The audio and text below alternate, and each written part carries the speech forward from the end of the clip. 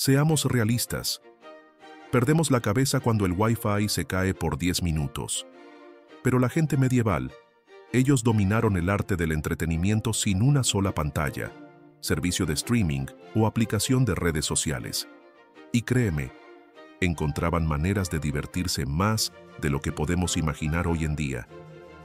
La vida en la Edad Media no estaba llena de maratones de Netflix ni de desplazamientos infinitos en Instagram. Pero no sientas lástima por nuestros antepasados. No se quedaban sentados sin hacer nada. Mientras nosotros nos preocupamos por señales débiles de Wi-Fi, ellos estaban ocupados creando su propia diversión. Y aquí está el dato sorprendente. Los estudios muestran que en realidad tenían más tiempo libre que nosotros.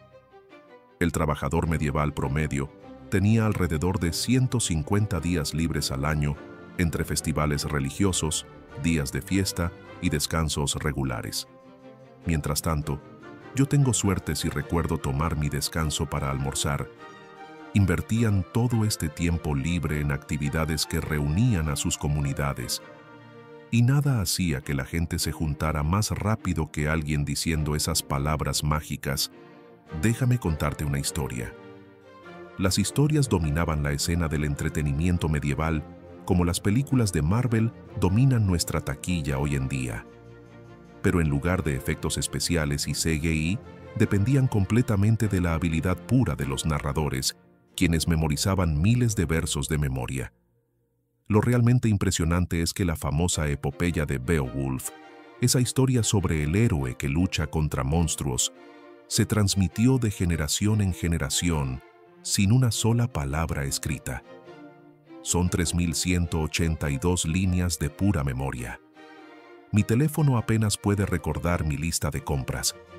Los mejores narradores eran como celebridades medievales. Viajaban de pueblo en pueblo trayendo noticias, chismes y relatos épicos que harían que Game of Thrones pareciera una historia para niños. Estos entretenedores errantes, llamados scopes en la Inglaterra anglosajona, eran expertos en leer a su audiencia. Si la multitud se aburría con dragones, cambiaban a romance. Si el romance no funcionaba, agregaban una escena de batalla. Y seamos honestos, nada despierta a una audiencia soñolienta como una buena batalla romántica con dragones. Pero aquí es donde se pone aún más interesante. Estas historias no solo eran entretenimiento, también servían como libros de historia, reportes de noticias y lecciones morales en un solo paquete. Un narrador talentoso podía mantener a su audiencia colgada de cada palabra durante horas. Investigaciones recientes sugieren que la gente medieval tenía una capacidad de atención que haría que nuestros modernos cerebros de pez dorado de 8 segundos parecieran una broma. Podían escuchar la misma historia varias veces, captando nuevos detalles con cada relato. Las historias a menudo incluían efectos de sonido, pero no provenientes de un sofisticado sistema de sonido envolvente, sino del propio narrador. Golpeaban el suelo para simular truenos, silbaban para imitar el viento y a veces llevaban consigo un pequeño arpa o tambor para aumentar el dramatismo. Un relato famoso describe a un narrador que se metió tanto en su interpretación de una escena de batalla que accidentalmente golpeó a un miembro de la audiencia con su espada de utilería. Habla de una experiencia inmersiva. Lo más increíble de todo es que muchas de estas historias todavía las contamos hoy, solo que con diferentes efectos especiales. Las leyendas del rey Arturo, el gran éxito medieval. Robin Hood, el héroe de acción de la Edad Media. Estas historias eran tan populares que la gente se reunía en cualquier lugar para escucharlas, en grandes salones, plazas de aldeas o alrededor de fogatas en noches frías. Y después de que terminaba la historia, solo había una forma de entretenimiento que podía seguirla, algo que traía estos relatos épicos a la vida justo ante sus ojos. Y ahí es donde entra el teatro. El teatro medieval tomó estas historias épicas y llevó el drama al máximo nivel. El famoso Globe Theatre en Londres podía albergar a 3.000 personas. Eso es aproximadamente lo mismo que un cine moderno proyectando todas las películas de Marvel al mismo tiempo. Pero aquí está el verdadero dato sorprendente. Las entradas para la zona de pie costaban solo 1 centavo. Así es, el precio de un clavo te conseguía acceso en primera fila a los últimos éxitos de Shakespeare, aunque primera fila significaba estar de pie en el barro durante 3 horas, a menudo bajo la lluvia, ya que la mayoría de los teatros no tenían techo. Estas funciones no eran espectáculos tranquilos y educados. La audiencia comía, bebía y gritaba a los actores durante toda la representación. Si no les gustaba una escena, les lanzaban comida, el sistema original de reseñas de Rotten Tomatoes. Y cuando una parte les encantaba, aplaudían y vitoreaban con tanta fuerza que los actores a veces tenían que repetir sus líneas. Los ricos se sentaban en galerías cubiertas con cojines, mientras que todos los demás se apretujaban en el patio abierto, llamado The Pit. Y sí, olía exactamente como te imaginarías cuando cientos de personas sin bañar se juntaban en un día caluroso de verano. Los efectos especiales eran absolutamente salvajes. Necesitaban que un personaje volara, lo ataban a una cuerda y esperaban lo mejor. ¿Escenas de sangre? Escondían vejigas de cerdo llenas de sangre de oveja bajo los disfraces de los actores. ¿Truenos? Alguien entre bastidores rodaba bolas de cañón por un canal de madera o golpeaba una lámina de metal. En una ocasión, una obra quemó por completo el Globe Theatre cuando un cañón de utilería falló y prendió fuego al techo de paja.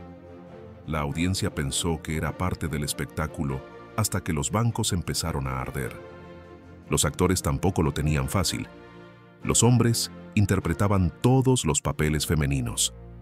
Las mujeres no pudieron actuar en el escenario hasta 1660, lo que llevó a algunas situaciones bastante incómodas. Los jóvenes actores especializados en roles femeninos seguían en el papel hasta que les cambiaba la voz. Entonces, de repente, Julieta aparecía en el escenario con barba. Los guiones eran caros, por lo que los actores solo recibían sus propias líneas y las últimas palabras del diálogo del orador anterior. Esto ocasionalmente llevaba a improvisaciones inesperadas cuando alguien olvidaba su entrada. Pero por muy salvaje que fuera el teatro, no podía igualar la pura adrenalina de lo que sucedía cuando los caballeros decidían convertir el entretenimiento en un deporte de contacto total.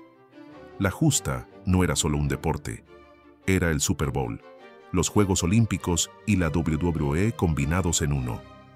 Los caballeros cargaban uno contra el otro a caballo a velocidades de hasta 65 kilómetros por hora, más rápido que el límite de velocidad en muchas ciudades, mientras sostenían lanzas de 4 metros y llevaban hasta 50 kilos de armadura.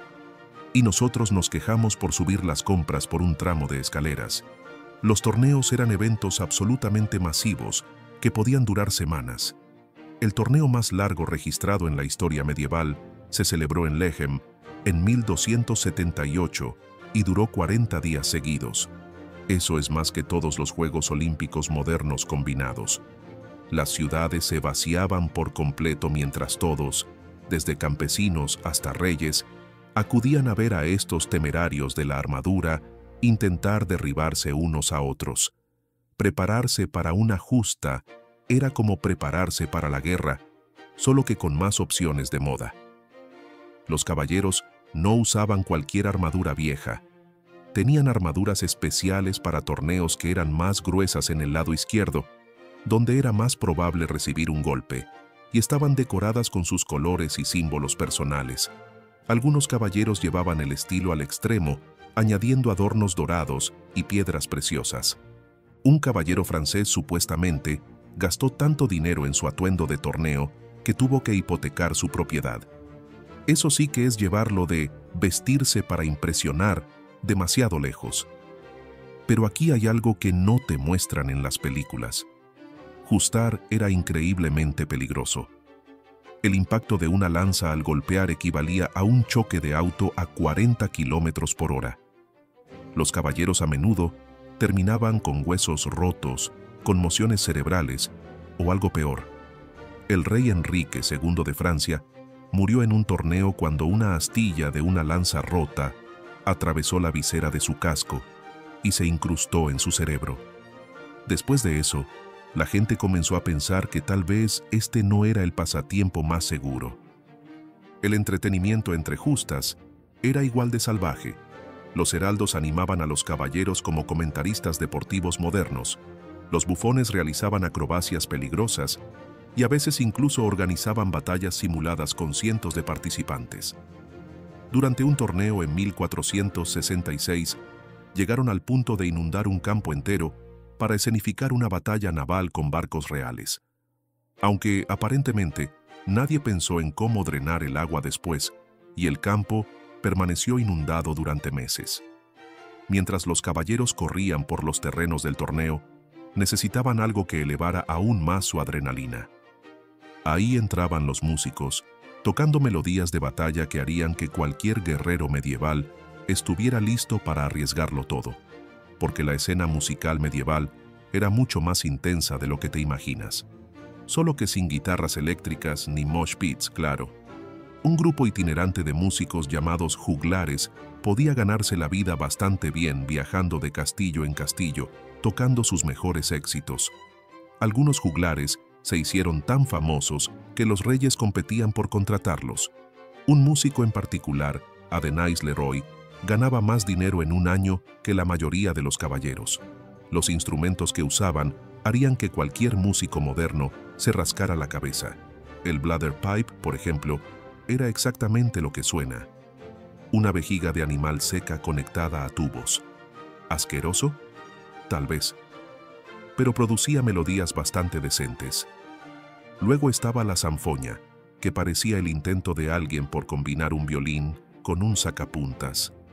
Su sonido era tan único que algunos pensaban que podía despertar a los muertos. Spoiler alert, no podía.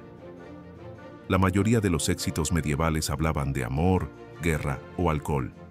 Algunas cosas nunca cambian, pero también tenían canciones extrañas. Existe un registro de una canción sobre una vaca que se escapó, la cual se volvió increíblemente popular en toda Europa. Nadie sabe por qué.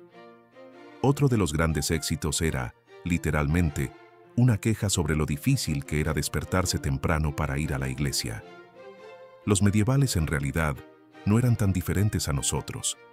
La parte más loca de todo esto es que los músicos tenían prohibido tocar ciertas combinaciones de notas porque la iglesia creía que podían invocar demonios. El tritono, también conocido como el intervalo del diablo, era tan temido que un músico podía meterse en serios problemas por tocarlo. Algo así como ser arrestado hoy en día por escuchar demasiado heavy metal. Toda esta música daba hambre, por supuesto. Por suerte, la gente medieval sabía cómo organizar un banquete que haría que cualquier buffet de todo lo que puedas comer pareciera un aperitivo ligero. Y hablando de comida, si pensabas que preparar una cena de Acción de Gracias era estresante, no habrías sobrevivido ni un solo día como cocinero de un festín medieval. Solo hay que echar un vistazo a la lista de compras de un banquete real en 1387. 8.000 ovejas, 2.000 cerdos, 1.300 ciervos, 400 bueyes y tantas aves que el personal de cocina literalmente se rindió y dejó de contarlas. Y esta extravagancia de comida de 3 días era considerada modesta según los estándares medievales. Algunos banquetes duraban semanas. Buena suerte intentando meter todo eso en los recipientes de sobras de tu nevera. No eran solo comidas normales con extra de comida, eran eventos de entretenimiento completos, donde la comida en sí formaba parte del espectáculo. Los cocineros teñían pavos reales de azul y los volvían a ensamblar con todas sus plumas después de cocinarlos, solo por el efecto dramático. Servían pasteles con pájaros vivos dentro que salían volando cuando alguien los cortaba. Un chef particularmente extravagante creó un enorme castillo de hojaldre con puente levadizo funcional y pequeños caballeros de azúcar en su interior. Eso sí que es jugar con la comida. El lugar donde te sentabas en estos banquetes era un asunto serio. Cuanto más cerca estuvieras del anfitrión, más importante eras. Ser degradado a la mesa de los niños podía arruinar tu estatus social, y la sal. Siempre había un salero elegante en la mesa. Si te sentabas por encima de la sal, eras alguien importante. Si estabas por debajo, no tanto. De hecho, de ahí viene la expresión sal de la tierra, aunque hoy en día tiene un significado positivo en lugar de ser una indirecta medieval devastadora. Las bebidas fluían sin parar. Los medievales no confiaban en el agua, y con razón, ya que generalmente no era potable. Así que bebían cerveza o vino diluido en su lugar. Incluso el desayuno solía venir acompañado de una jarra de cerveza. La persona promedio bebía alrededor de 1 galón de líquido al día. Pero antes de que pienses que la Edad Media era una fiesta sin fin, recuerda que su cerveza era mucho más débil que la actual, más o menos del nivel de una kombucha moderna. Entre los platos, los invitados se entretenían con acertijos, chistes e historias. Algunos de estos juegos de fiesta medievales han sobrevivido hasta hoy. Uno de los más populares era ¿Quién soy?, donde tenías que adivinar qué figura histórica o legendaria estaba pegada en tu frente. Otro consistía en intentar comer una manzana flotando en un barril de agua sin usar las manos. El Bobbing for Apples medieval. Después de tanto comer y beber, algunos sacaban el verdadero entretenimiento, una buena y vieja partida de ajedrez. Aunque cuidado, porque el ajedrez medieval era mucho más intenso que tu partida casual de los domingos. En la Edad Media, el ajedrez no era solo un juego tranquilo entre dos personas, era prácticamente un deporte de contacto.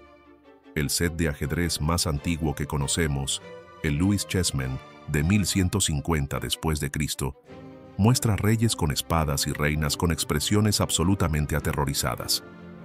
Honestamente, me identifico. Un escritor medieval se quejaba de que los jugadores de ajedrez se alteraban tanto que a menudo terminaban rompiendo el tablero sobre la cabeza del oponente. Eso sí que es tomarse el jaque mate demasiado en serio. Las apuestas en ajedrez eran absolutamente descomunales. La gente apostaba propiedades enteras en una sola partida. Un desafortunado caballero, en 1251, perdió todo su castillo y tierras en un juego de ajedrez. Trata de explicarle eso a tu esposa e hijos. La iglesia incluso intentó prohibir el ajedrez varias veces porque el juego de apuestas se había salido de control, pero la gente simplemente seguía jugando en secreto. Al parecer, nada podía detener a un entusiasta medieval del ajedrez decidido. Los juegos de mesa no eran solo para los ricos. La gente común también tenía sus propias versiones de entretenimiento. Un juego súper popular llamado Nine Men's Morris era tan adictivo que los arqueólogos han encontrado tableros tallados en bancos de iglesia, muros de castillos e incluso en ruinas romanas. La gente raspaba el tablero en cualquier superficie plana que pudiera encontrar. El graffiti medieval en su máxima expresión. El juego era tan común que los trabajadores de la construcción todavía encuentran ocasionalmente estos tableros tallados en edificios antiguos. Los juegos de dados eran enormemente populares, aunque, técnicamente, eran ilegales en la mayoría de los lugares. Los registros policiales medievales están llenos de quejas sobre jugadores que terminaban en peleas por dados trucados. Un tramposo particularmente ingenioso vaciaba los dados y los llenaba con mercurio. Luego los calentaba antes de jugar para que el mercurio se desplazara y controlara cómo caían. Eso sí que es ciencia medieval en acción. Lo más fascinante, muchos de estos juegos en realidad se usaban para enseñar estrategia militar. Fox and Geese entrenaba a los jugadores en rodear y capturar enemigos. Tables, una versión temprana del backgammon, servía para explicar cómo proteger las líneas de suministro. Incluso los juegos de cartas más simples ayudaban a la gente a desarrollar habilidades de gestión de recursos y engaño, destrezas que resultaban muy útiles en negociaciones de guerra. Pero cuando la gente realmente necesitaba desahogarse, apartaban todas las mesas, despejaban espacio y daban inicio a la actividad de fiesta definitiva de la Edad Media: bailar. Y no eran precisamente los lentos bailes de secundaria, porque moverse en la Edad Media era algo serio. La danza más popular, llamada la carol, consistía en que todos se tomaban de las manos en un círculo mientras cantaban y giraban cada vez más rápido. Hay registros que indican que, durante un festival particularmente animado, en 1237, tantas personas se unieron a la danza que su peso combinado hizo colapsar el suelo de una iglesia. Literalmente, hicieron que el lugar se viniera abajo. La iglesia intentó prohibir el baile varias veces porque la gente simplemente no sabía controlarse. Un informe menciona bailarines girando tan rápido que comenzaron a alucinar, aunque eso probablemente tenía más que ver con la cerveza medieval que con la danza en sí. En 1375, durante la famosa plaga del baile en Alemania, hubo personas que bailaron sin parar durante días hasta que literalmente se desplomaron por agotamiento. Los fiesteros medievales no se andaban con juegos. No todos los bailes eran caóticos. La nobleza tenía sus elegantes danzas cortesanas con reglas estrictas sobre quién podía bailar con quién. Un paso en falso podía desatar un escándalo político. Los jóvenes caballeros y damas usaban estos bailes como una especie de Tinder medieval. Había incluso manuales sobre la forma correcta de pisar el pie de alguien para demostrar interés. Romance en su máxima expresión, estilo medieval. Algunas danzas eran básicamente rutinas de ejercicio. La danza de la espada consistía en saltar entre y sobre espadas colocadas en el suelo. Excelente para la agilidad, terrible para la seguridad médica. Otra, llamada Stampi, requería pisotear el suelo en patrones complicados mientras girabas. Era como un Dance Dance Revolution sin flechas y probablemente igual de agotador. Pero si realmente querías ver la máxima fiesta medieval, tenías que esperar a la temporada de festivales.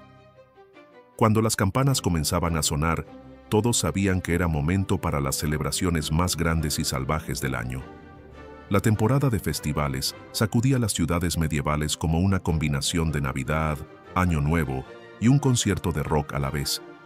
El festival más grande del año, llamado la Fiesta de los Locos, ponía el mundo de cabeza.